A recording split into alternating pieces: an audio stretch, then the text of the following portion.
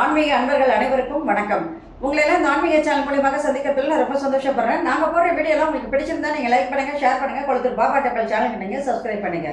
இன்னைக்கு தீபாவளியினுடைய கங்காஸ்தானம் அதை பற்றி ஒரு சின்ன பதிவு கொடுக்க போகிறேன்.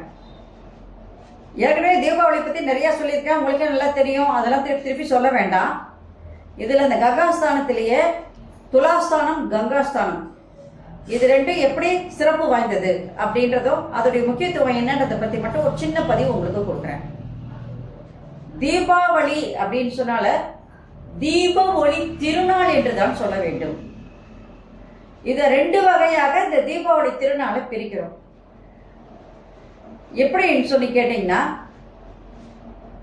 ஐப்பசி கங்காஸ்தானம் என்றும் ஐப்பசி துலாஸ்தானம் அப்படின்னு கூட இந்த தீபாவளி திருநாளை ரெண்டா பிரிச்சு சொல்லுவாங்க. தீபம் என்றால் தீபம் ஏற்றி வழிபாடு செய்வது. எல்லார் வீட்லயும் அன்னைக்கு தீபம் ஏற்றி வழிபாடு செய்யணும். பட்டாசு வெடிச்சு மற்றது செய்யறதெல்லாம் கிடையாது. தீபம் ஏற்ற வேண்டும். தீபம் ஏற்றி வழிபாடு செய்தல். ஆவளி என்றால் வாழ்வில் இருளானது நீங்கி ஒளி வருகின்றது.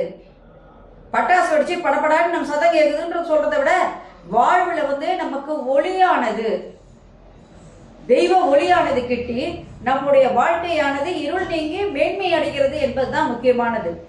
இப்ப இதிலே துலாஸ்தானம் என்றால் ஐப்பசி முதல் 30 நாட்கள் கங்கை காவேரிக்கு வரும். எல்லாரும் கங்கையில போய் குளிப்பாங்க. ஆனா கங்கையே தன்னுடைய பாவத்தை நீக்குவதற்காக காவேரி ஆற்றில் கலக்குதான் இந்த 30 நாள். அதுல போய் நம்ம ஸ்தானம் செய்யறதுதான் துலாஸ்தானம். இது ஒரு ஐதீகம். அந்த மாசம் முழுவதுமே என்ன பண்ணுவாங்கன்னா, காத்தால விடியற் காத்தால எழுந்துருவாங்க. அந்த தண்ணியில ஸ்நானம் செய்து காவேரிக்கு பூஜை செய்வாங்க. காவேரி ஆற்றுல காவேரி நதிக்கு பூஜை செய்வாங்க. கங்கையே காவேரியில கலக்கிறதுனால அந்த காவேரிக்கு பூஜை செய்வாங்க அந்த 30 நாளும். இதுதான் துலாஸ்தானம் ஆகும். பூஜை முடிஞ்ச பிறகு என்ன பண்ணுவாங்கன்னா, சுமங்கலி பெண்கள்லாம் இருப்பாங்க இல்லையா, அவங்களுக்கு ஒரு மஞ்சள் குங்குமம், வெத்தலை பாக்கு, பழம், பூ எல்லாம் வச்சு கொடுப்பாங்க. முடிஞ்சா ஒரு பிளவுஸ் பீஸும் வச்சு கொடுப்பாங்க. இதுதான் துலாஸ்தானம். இதுதான் முக்கியமானது தீபாவளின்னு சொன்னாலே.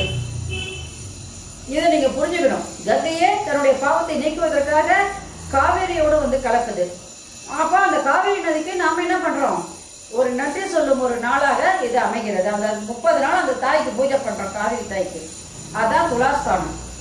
இதிலே கங்காஸ்தானம் என்றால் என்ன அப்படின்னு பார்க்கணும்.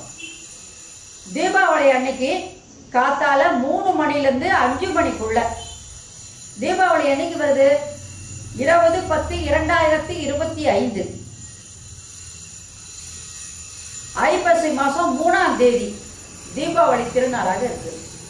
அந்த தீபாவளி அன்னைக்கு காத்தால 3 மணிலிருந்து 5 மணிக்குள்ள நாம எழுந்து எண்ணெய் தேய்ச்சி ஸ்தானம் பண்றோம் இல்லையா, அதுதான் கங்காஸ்தானம். அதான் ஒருத்தர் கேட்டுப்பாங்க, கங்காஸ்தானம் முடிஞ்சிடுச்சா நீங்க தீபாவளி அன்னைக்கு எண்ணெய் தேய்ச்சி குளிக்கிறது தான் அந்த கங்காஸ்தானம். இப்ப ஏன் அந்த எண்ணெய் தேய்ச்சி நம்ம குளிக்கிறோம் அப்படின்னு கேட்டீங்கன்னா, அந்த நல்லெண்ணெயில யார் இருக்காங்கன்னா மகாலட்சுமியானவள் இருக்கின்றாள்.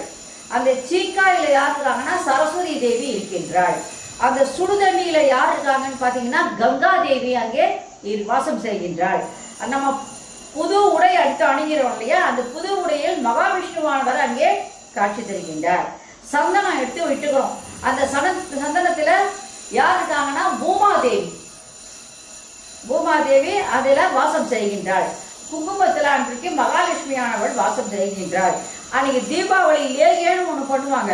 ஏன்னா பச்சனாலாம் சாப்பிட்டுட்டு நமக்கு ஜீரணம் ஆகுன்றது லேகியம். அந்த லேகியத்தில் தன்வந்திரி எழுந்தருளி இருப்பதாக ஐதீகமானது உண்டு. இதெல்லாம் புராணங்கள்ல சொல்லப்பட்ட கருத்துக்கள். அதை தான் நம்ம இன்னைக்கு கடைபிடிச்சிட்டு வரோம். அதனால தீபாவளினா பட்டாசு வெடிச்சு இட்லி தோசை பலகாரம் சாப்பிட்றதுன்னு கிடையாது. முக்கியமா இந்த ஆவணி என்பது வாழ்விலான இருளானது நீங்கி நமக்கு ஒளி தரக்கூடியதாக அமைகிறது. தீபம் என்றால் தீபத்தை ஏற்றி அன்றைக்கு வழிபட வேணும் என்பதுதான். அதனால இந்த துலாஸ்தானமும் கங்காஸ்தானமும் ரொம்ப முக்கியமானது தீபாவளிக்கு என்று சொல்லி நான் இந்த பதிவை முடிச்சுக்கிறேன். நாளைக்கு வேறொரு பதிவோடு உங்களை சந்திக்க வர. நன்றி, வணக்கம். அனைவருக்கும் நலம் உண்டாகட்டும். அனைவருக்கும் தீபாவளி நல் வாழ்த்துக்கள். ஓம் Sairam. Subscribe to my channel and please press the bell icon for more videos.